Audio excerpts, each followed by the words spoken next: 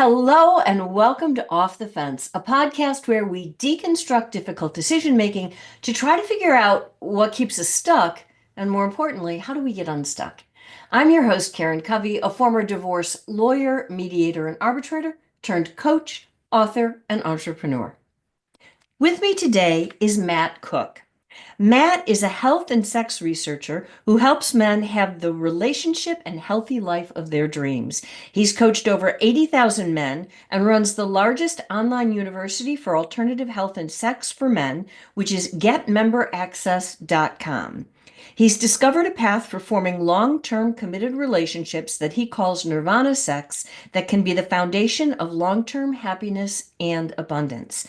Matt's current focus is in helping people get together without dating apps, in person, and living a healthy, happy, and sexy life from now until age 120. Matt, welcome to the show. Oh, thank you so much.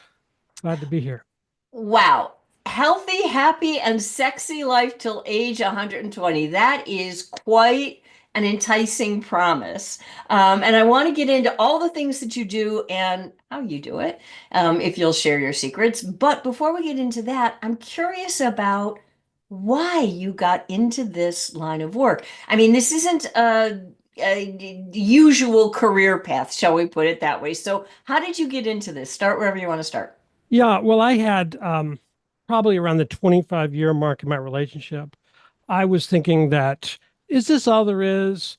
In my middle age, life is draining away so fast. I loved my wife, but I felt that our sex life had declined, and I was like basically in my office every night, our home office, looking at porn when she was asleep, and I just felt that, well, I haven't really lived my life enough. I didn't want to leave her, but I also was unhappy. So I guess you could say that this sort of started then. And all right, so you're in your basement, you're in your home office or whatever, you're not happy, things aren't they're not bad, but they're not great. Your sex life is declined. What did you do? Well, I have been a health and sex researcher for about 25 years, so I finally decided to try to take some of my own medicine. And what I realized, and this is a strange thing, but we all are doing sex wrong.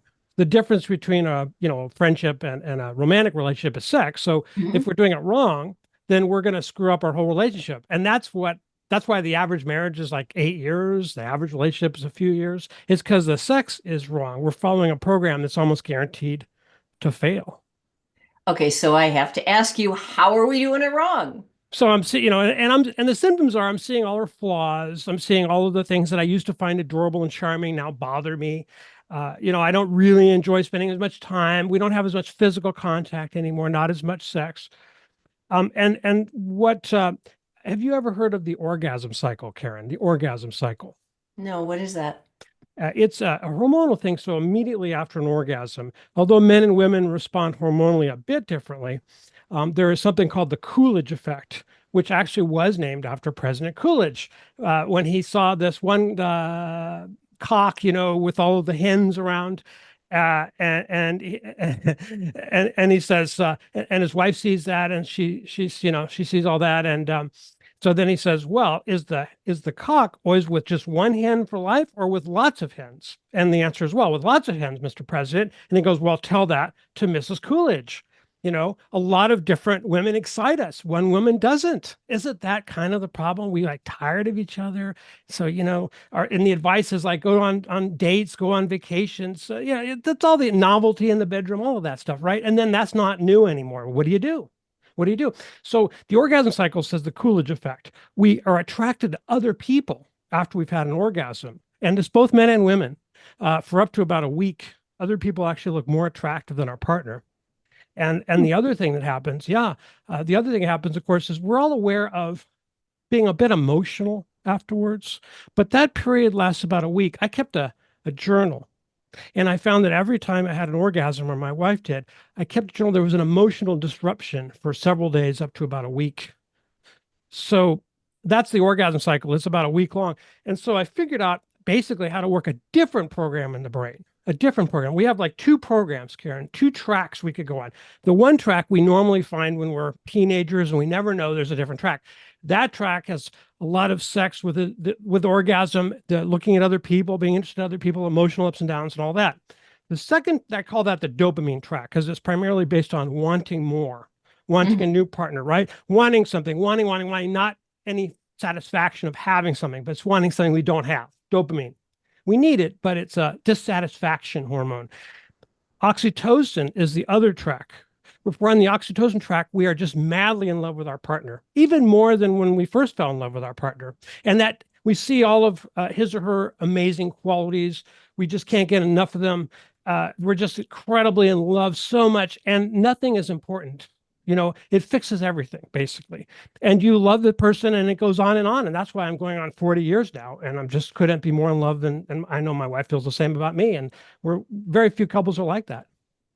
Okay, so it if I'm understanding this correctly, the differentiator is that with your program system, whatever you do, you increase the Yes. oxytocin Yes. in a person's brain, and Yes. that keeps them in a committed relationship. Am I Well, getting? oxytocin makes you feel so great. So I want to be very practical with your audience today. I don't want to just be general. I want to be practical. And if we're talking about a lot of people who might be meeting somebody new and hopefully not repeating the mistakes that might have been made unconsciously or not knowing in the past, right? If we can talk about that. Right, of course. I mean, we've got there are two tracks that I would like to Hmm. to ask questions about of you, and one is the track because I know you work in both areas. One is exactly what you just said. It's like how do we, if someone is out in the dating pool again, how do Right. they attract the right partner? How do they have an amazing sex life and all Right. the things? The second track is what if you're in a marriage and you kind of want to stay married, but Hmm. not under the current circumstances, shall Hmm. we say. So Yeah. you'd like to zip up your marriage, and if you can make that work, you'd really like to stay in that. So those are Yeah. similar problems, Super. two Super. different tracks. I'll cover Let's both. talk about that. I'll cover Perfect. both. So if you're meeting somebody, the first thing you want to do is you want to close the physical space between you as quickly as you can. You want to get physical with a prospective romantic partner as quickly as you can. In the movies, there's a kiss goodnight at the end of the date. It should be a kiss within the first 5 minutes. You want to get very physical. You want to sit next to and not across from each other if you're having a dinner date, which is a bad date anyway. And, they used to sort of have these rules, right? Don't sleep with someone like they would tell women, don't sleep with someone until you've gotten to know each other. They would tell women, especially, don't offer yourself on the first date or the second date. Well, it turns out grandma, mom sort of was right in a way. In a way, it's not that you can't have a successful relationship if you have sex on the first date, but you're much less likely to. So you're much better off closing the physical space, cuddling, kissing, and all of that for like 3 dates before you actually have sex. You're really way better. That increases the oxytocin. And you'll get on a much better keel with somebody. Okay. Okay. And that's why I'm not saying it's bad to hook up if that's what you want to do. That's not what I'm about. So this is about getting someone that you can feel amazing with forever. So that's the first thing. Close that space. Now, if you're with somebody, you might have already lost that physical connection, right, Karen? Mhm. Maybe you're not even sleeping in the same room. I have told people, I've seen this again. I've had 80,000 students that I've coached over the years, 80,000. And we run all these experiments, and we have people they call themselves Matt's guinea pigs to try things out. So I kind of find out what works. I found that if a guy's going to be divorcing, a woman's going to be divorcing, it doesn't matter. If they can get their partner to do cuddling, it doesn't even have to be naked for like an hour a night for a few weeks, they'll get back together. Now, maybe it's just because the fact that they were willing to do that for the other partner, there's still something there that can be used to reignite, a little bit of Tinder. But I also feel that oxytocin starts building.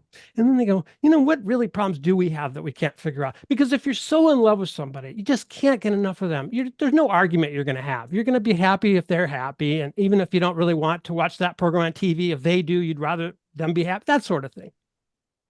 Okay. So, all right. So you're gonna, but what do you do? I guess it goes back to the question of what if the two people like are so distant and angry with each other or Yeah. frustrated. They've grown apart Yeah. to the point where Right. the idea of cuddling on the couch for an hour a night, they're like, yeah, no, I'm not doing that. Not interested. Right. Yeah. Well, it can be what I call stealth cuddling. It could be just watching TV together and then just kind of curling up close to each other, or giving the other person a foot rub. I realize that if none of that's going to happen, it's never going to reconcile. But if you can get a little physically back in the relationship, that is enough. The camel's nose in the tent. That's enough to expand, and then the physical stuff and the oxytocin takes over. And then what I always mention to people, and this is the reality of it for men, really, is that if a man is going to have a successful sex life and is going to be really in love with his partner, he has to have what I would call ejaculatory discipline. I've looked for a better term, but basically, he can't come each time. Women can have multiple orgasms, many of them, not all of them. Many women can. Women do have the fallout from an orgasm, the orgasm cycle that I first mentioned, but men really get depleted when they ejaculate too often, and they become much more critical of their partner, much more unhappy. Man, and so I suggest that people set a schedule every 3 days, every 4 days. Though that means if they have sex, then they have to say, I'm not going to come this time, and they have to mean it. And I teach men this, and it can't believe how much better it gets, Karen. It's just, the world just opens up. It's amazing. It's amazing. Oh, okay. You're losing me here. Right. Because that seems so Hmm. mechanical, so Yeah. Right. unromantic. So, like, Right. that seems like It the does. opposite of what would bring a It does. relationship It closer. turns out that Mother Nature has a program for us. Basically, if you're a man, you're sort of designed to want to spread your seed to as many women as possible. And that's why men in a natural state, have quick erections, can they quickly come and ejaculate, and, get very interested in novel, young, fertile women. So we're running these programs. So if we're going to be happy, nature doesn't have us programmed to be happy. Nature has us programmed to reproduce. If we're going to be happy, there's another program we have to follow. And that's just a little bit different than the fertilization dopamine driven program. And unfortunately, that's how it is. Now, people say, well, what's the point, Matt? I mean, that's the reason I do it. I want to have that.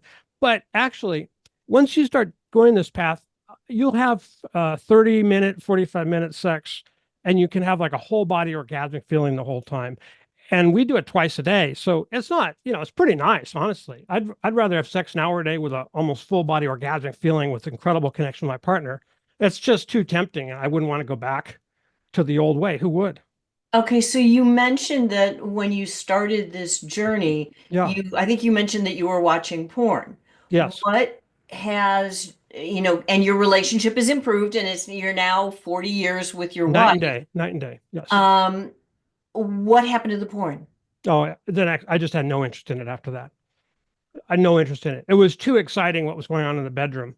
I had no problem dropping it whatsoever. I did learn a few techniques to avoid fantasy, because the brain tends to kind of stay in a sort of a porn kind of state, where something like a trigger from an ad or from a program or a movie can get us fantasizing our favorite porn fantasy, which can kind of be a negative for our libido.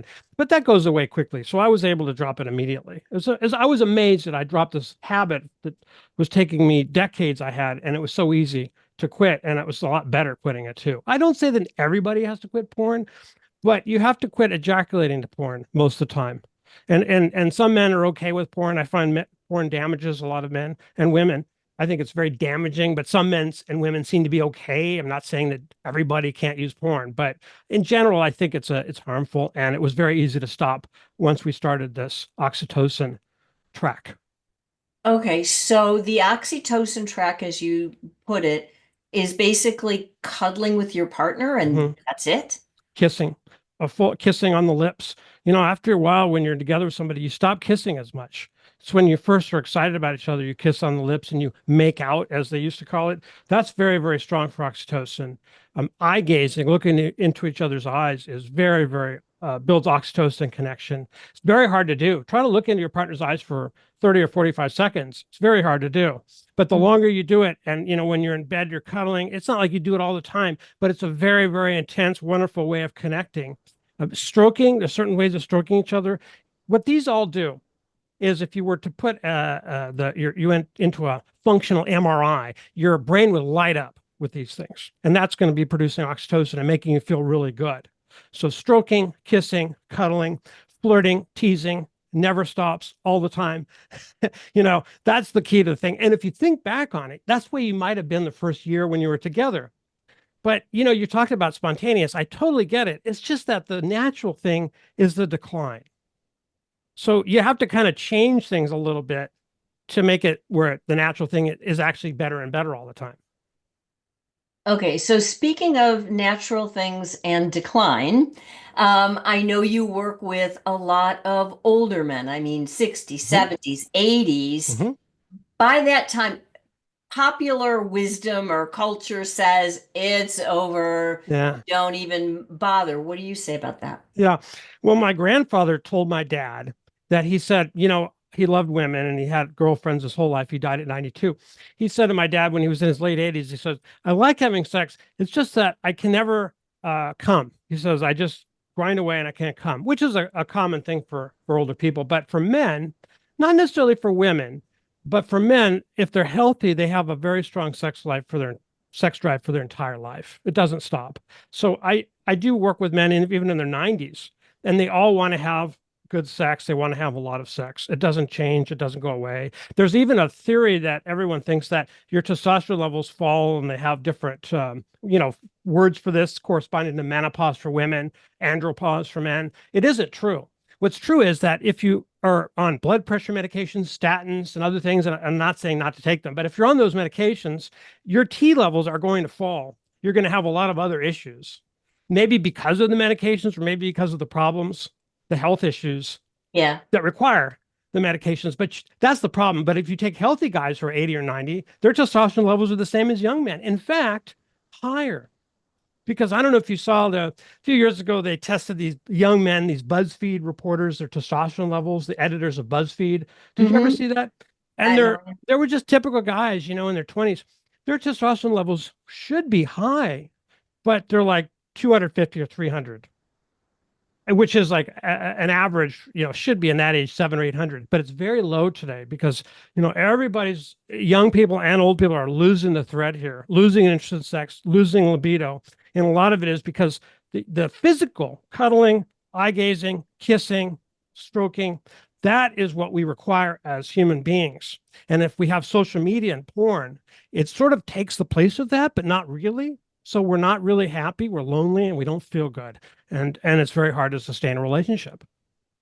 Well, what would you say if, like, because I know there's a lot of discussion these days about the young generation not having as much sex as they used to, not being in committed relationships at the same level that they used to be. So if you're some young person, what do you say to that young? Because everybody dates these days. And I don't know, you have to forgive me. I've been married for a while now, swiping right or left or Yes. whichever way you're swiping. And that's the way, people meet on dating apps. And I know part of your mission is to have people meeting more in real life. So how do the dating apps, do you feel, how does that affect relationships and sex drive? Yeah, if you're older, dating apps and you're male, dating apps don't serve you. They have had people that create accounts, fake accounts, and they do videos showing what results are. Women will get 100 messages a day, men get zero. Like the whole week, crickets, zero, nothing. So that the dating apps are aware of this. They kind of need to have both men and women sort of happy. Their stocks have plummeted in some cases 90% because the dating apps are broken for men. They just don't work for men, except for young men, like men in their 20s are still okay with dating apps. But anybody else and have a really tough time. The key with a dating app is very simple, Karen. You need to have a good profile and you need to get to a physical meet quickly. It should be 2 or 3 days to a physical meet. But what people do is they go back and forth and they give enough back and forth where the woman ghosts the guy because several days go by, the deal isn't closed, there's no physical meeting, and men kind of like this. So in other words, they stay online too long before they bring the relationship to a physical meet. That's the mistake that they make. Okay.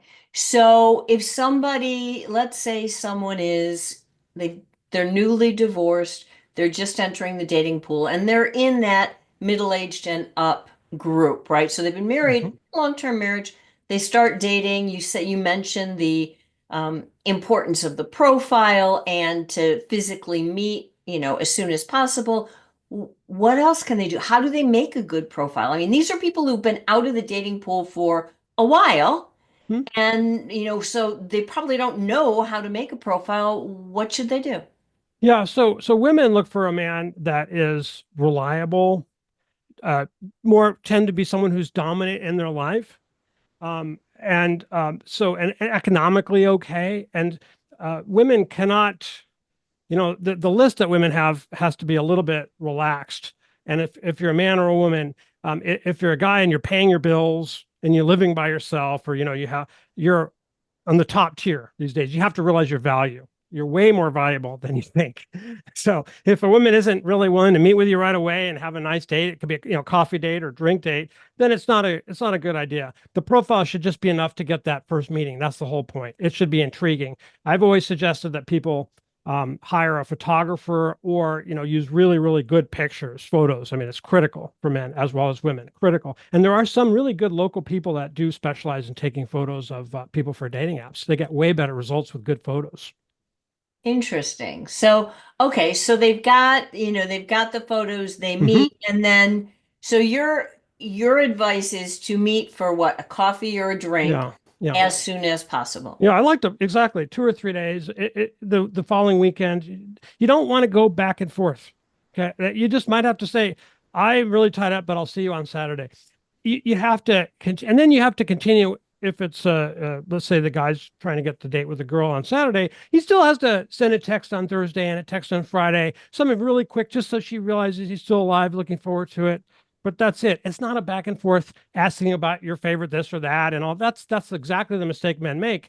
And a lot of men are making this mistake to avoid rejection, because if they continue this sort of romance back and forth with text, right, then they Mhm. don't have to get turned down. But of course, they get ghosted anyway. It's a terrible idea. Okay, so I am now going to show my age. What about just getting on the phone and talking, having a conversation? Yeah, it's the same thing actually. I agree with you. It's a good thing to talk, but not a long time, because you're losing the energy, the sexual energy of not knowing what someone's like. The high cortisol, the stress is actually a positive. So I wouldn't, if I was going to be on the phone, it would just be and that's why I like text, sort of transactional. You start talking to somebody an hour later, all the people start doing is either they're going to go continue with that and then ghost each other, find a reason they don't like you, or that they. I don't think it's a good idea. I think that you want to leave the date, physical date, so that everyone's really wondering what that person's going to be like and all of that tension. Okay, but if someone took your advice, Hmm. I just got to tell you from Yeah, a woman's perspective, sure. let's say that I was back in the dating pool and I meet some guy like I go on a dating app, Yeah, find a guy that I'm like, yeah, we seem like we're compatible. We're going to meet for coffee. If he right. tries to kiss me in the first 5 minutes, like Yeah, I'm gone. yeah. Well, there's certainly some context to it, but the point is not really. I mean, you'd be surprised. So this is the area where a lot of times people, especially women, will think one thing, but they'll act a different way. That's all I can say. I mean, it depends, really. It's not at all impossible. And see, if you have the kind of a very date where you're sitting across from each other, it's not going to happen. So you have to get physical. And maybe it's not 5 minutes, maybe it's 20 minutes or 30 minutes, but it's always on the first date and as soon as possible. Very, very Okay. important. And I talk to men and they'll go, because I've coached so many men, and we've had all sorts of coaching that we've done for men. And a lot of times they'll go 2 or 3 days before they're trying to kiss a woman. And women generally have several guys on the stove. The guy has the one pot on the burner. She's got several. Men are always pursuing women. So, they're like kind of looking for a reason to drop a guy or losing interest in the guy unless he escalates physically quickly. Okay. I just got to tell, I mean, I have obviously, as a woman, I have a lot of female friends. I have clients. I've got to tell you, what I hear is not necessarily that the women have a lot of pots on the stove, but that the guys have a lot of pots on the stove. Women generally have a lot more. Like the men are hardly getting any dating messages, any responses. I suggest that men actually go up and approach women in person. If it's at the gym, you want to have a conversation with the woman first before you just ask her out. Because you're going to be seeing each other, you don't want it to be uncomfortable. But I think men really are better off forgetting the apps and going out where there's women around and actually talking to women, even though they don't know what to say, even though they're all scared. Once they're in front of a woman and just talking, they get better at it. And women are really, a lot of women crying to be approached, and men aren't approaching them. Don't you agree with that, or do you disagree with that? You know, well, first of all, I don't know Hmm. from experience anymore, because I've been out of the dating pool for a very long time. But I'm curious. It's like in today's world, men are really afraid to approach a Yeah, woman they are. because, like, if they hold the door open, she might bite their head off, Right. and you never know what, like, so how do you bridge that That's gap what everyone for a says. guy? It's true that we don't know the rules anymore. However, the biggest part of it is we're out of practice. Even before COVID, but COVID made it worse. We've gotten really good at being by ourselves and really bad at being with other people. So That's yeah, it's true. They use this excuse. Men don't know the rules. Yeah, well, you know what? If men are maintaining an ejaculation schedule that makes them much more assertive with women, much more attractive to women. Women sense when a man has higher testosterone and a higher sort of sexual energy about him because he's not masturbating every day. Basically, they sense that, and so men can do much better in person now, much better, and older men especially have a lot of advantages in person because there's so few good men around, and women are really wanting to be approached and talked to, no matter how incompetent at it a man really is. okay. So why would you say that an older man has an advantage under those circumstances? Yeah, because the pool of young men is so poor right now. There's so many young men. See, the if you're a man, mostly a man, but women to some degree. But if you're a man over about 40, you grew up without before the era of high-speed video porn. So you were with your dad's magazines that you found or pictures or something like that, which is a lot less harmful. The younger men got wired, their brains got wired to porn and all of the images and all of the idealistic thing, idealist, not that it's idealistic, but the ideal body images and acts that the people do in porn that they don't necessarily do in real life. So they're so into that that they don't have the skills at all, and they're not competition. So older men, younger women really are going out with older men almost exclusively. It's much harder for young men unless they're in their 20s looking for a family and have everything going for them. Once they're in their 30s, it's very hard for them to find. The women want an older man who pays his bills and is responsible. So older men actually have an advantage in dating. Interesting. So what about the men that you mentioned, the ones who are on blood pressure medication or Hmm. statins, or they're older and they're diabetic and they now have functional problems, Yeah. right? Is it just toast for their No, relationship? no. What In can fact, they do? I this is the hardest thing to sell, Karen, that I ever have to sell because I regard it as a sale. And that is that a man can have very good sex with a woman without having a really strong erection or even the ability to have an erection. We call it intercourse anytime, and women can have orgasms. And I really don't want to get into the exact detail, but what I'm going to do at the end, I'll send my book, which has a diagram and tells a man how to do it, to anybody who wants to. The point is that we teach men that they can be having sex all the time, even if they have a physical limitation, even if the nerve is cut, even if they have paralysis, even let alone things like type 2 diabetes that could be potentially reversed.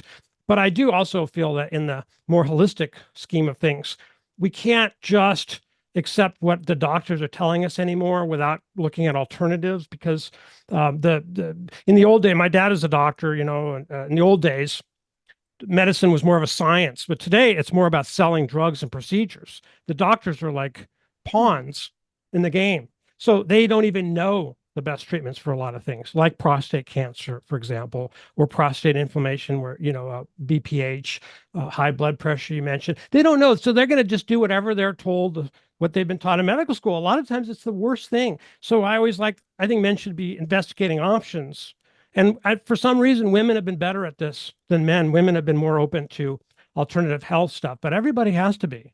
You can't just do what your doctor says anymore without really questioning it and doing your research because it's not what it was. And a lot of times the treatments will make your life worse. So is it possible for, I suppose it depends on the condition that's preventing a man from having an erection. Is it possible to reverse the condition? Is Oh the yeah, that's what we do that so often. One of the biggest finds of ours, and I do lots of experiments with myself and with our we call Matt's guinea pigs, which are guys out there that do follow my work with a private podcast I do each week, and then they do the experiments and I'll do them and we'll exchange notes. We have now a little electronic thing that is made by a professor at University of North Carolina who has patents he got on this device working for NASA. And this device, a man can put it on his penis, wear it during the day. It's under his clothes. And after a few weeks to maybe a month, even decades of ED can be reversed. And this device also works if you move there's little plastic coils over the perineum where the prostate is closest to and actually can help fight prostate inflammation, restore prostate health. I have a tooth problem, which I rarely ever have. I'm using it on my teeth at night. It's like an amazing thing. But we've been having men who are fixing ED. If they can get a weak erection, we then have these simple exercises they can do, which actually increase the beds of blood vessels in the penis and increase the diameter of the blood vessels. And the blood, what people don't realize is that in the penis, as in all of our organs, where there are arteries, there's muscle around those arteries. There's muscle. And that muscle can be worked out just like working out a skeletal muscle by, let's say, your biceps, lifting weights or whatever. So we give exercises that work out those smooth muscles through a phenomenon called mechanotransduction. And just simple exercises can then increase the quality of the erections, how hard a man gets, how long it lasts, up to 45 minutes or an hour, and sensitivity. He feels more and more and more because it helps reconnect the nerve cells with the brain, the pleasure circuits in the brain, called vascular maximizers. So we have these things that we've developed for men. So let's say a man wants to work with you. How does that work? I mean, does he have to come to an office, go to where you are? How do you work with people? How do you work with men? Yeah, so I'm not a doctor. I'm not anyone's doctor. I don't give anyone medical advice. So we have an online university. And what we do is we give people a very simple, we call transformations, where they watch a video and then they will complete some kind of assessment and they move along and continue to improve their health and their sex life and their erections and whatever the issue is, whether it's type 2 diabetes, having a big pot belly, not being able to build muscle even if you work out, being tired all the time, type 2 diabetes, prostate cancer, prostate inflammation. I get up 5 times a night to pee, all these things. They're all things that through lifestyle, some simple things, a lot of times, occasionally some medications that doctors don't really know about, they can be slowly reversed and fixed, and sometimes quickly reversed and fixed. So are you talking lifestyle changes like diet and exercise?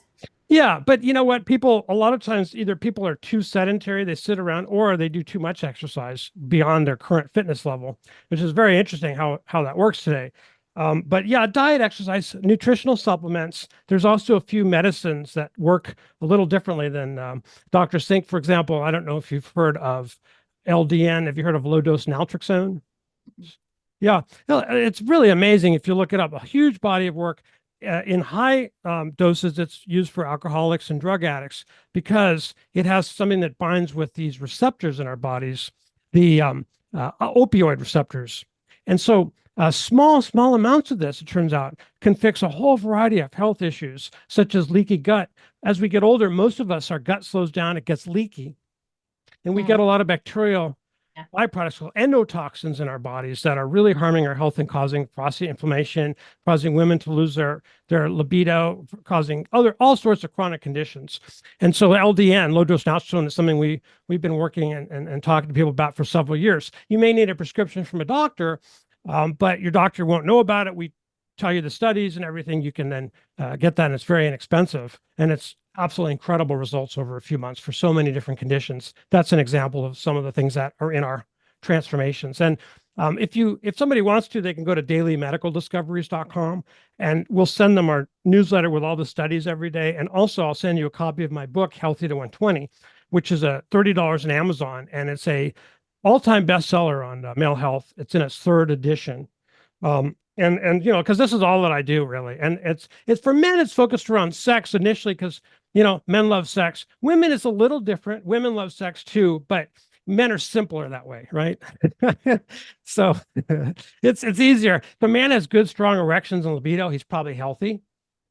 Hmm. But women can be healthy even though they don't necessarily have a high libido, especially after they've had children. And I've worked with lots of women and helped women increase their appreciation for sex and their orgasmic potential and all that. But sometimes women do lose their libido through hormonal things that have they have no control over. They could still have a wonderful sexual relationship, and there's no, but they're not going to look forward to it the way a man does, frankly. So, what is the answer for the woman then? Hormone replacement therapy? Usually, hormone replacement therapy is done with estrogen, which really can be harmful in many ways. I have found that for women, a small amount of intravaginal progesterone. There's a product I like called Progesti, and I don't sell any of these, but I don't make a dime on anything I'm talking about. It's strictly because I think that affects my credibility. But Progesti was made by a late PhD, Ray Pete, who I really is an amazing formulation. And a little bit of that can oppose excess estrogen. A lot of women actually have higher estrogen as they've lost their libido, their sex drive. And this is also a reason why breast cancer tends to increase as women get older, because a lot of breast cancer is estrogen positive. It is actually a result of chronically elevated estrogen. And progesterone is a natural hormone which opposes estrogen. Interesting. This is fascinating, and I'm just I really appreciate the conversation. I think a lot of people who are listening, I hope they will anyways, also appreciate the work that you're doing and the conversation you're having, just to sort of bring things full circle. If you had one piece of advice for a couple who was struggling with their marriage, right? For whatever reason, somebody's having an affair or looking outside Yes, of the certainly, marriage or certainly. whatever it is, the marriage has lost its vigor. Let's put it that way. What piece of advice would you give them? Well, I am 100% convinced through seeing this literally hundreds of times, if not thousands, with the people that I coach, that if you can get as romantic, former sexual partners, if you can get together on a couch watching TV, arm around each other, 15, 20 minutes a night for like 2 weeks, your relationship is going to be reignited and you'll be fine. I've seen it every time. It has never failed. What does fail is when partner says, I'm not going to do that. But if Yeah. they're willing to do that, you can save your relationship. So you could always say, do it for me, for our past, for the kids, whatever it is that's appealing, God and country. And if it doesn't matter, hook or trick or not, once you're together for a couple of weeks for that, you're watching TV, what I call stealth cuddling, it reignites things. The oxytocin starts building and it just changes everything. And then you're on a path where you can have a better relationship than you ever had before. Wow. Wow. And who wouldn't want that, right? So, Yeah, the last thing I want to mention is a story is I had a couple that never had consummated their marriage. They both had severe diabetes and obesity, and they had never actually had intercourse. So once they started work with me, within a few days, they were having amazing intercourse. And they thanked me and they were just so thrilled. It just changed their whole life together. That's a sort of extreme example, but that's the kind of thing that is possible for people. how long had they been married? Oh, it was like a year. But they both were diabetics and obese and had health issues, and so they were happy to find each other, and they were both in the same boat. Interesting. Fascinating. Well, if somebody wants to change the boat that they are in, where can they find you? So yeah, dailymedicaldiscoveries.com. I'll send you my daily newsletter and also a copy of my book Healthy to 20, which is very specific, nothing held back. All these sex and health protocols like intercourse anytime, all of that with diagrams and everything, all for free, just at dailymedicaldiscoveries.com. It'll ask for your email address, and then I'll send it to you. That's awesome. Thank you so much for coming here and sharing all of your research and your knowledge and your wisdom. I can see how it would help a lot of people. Thank you so much for having me. I really appreciate it. I really enjoyed it. You're welcome. And for those of you who are listening or who are watching, if you enjoyed today's conversation, if you'd like to hear more conversations just like this, do me a big favor. Like, subscribe wherever you're listening to the podcast or watching the YouTube videos. And I look forward to seeing you again next time.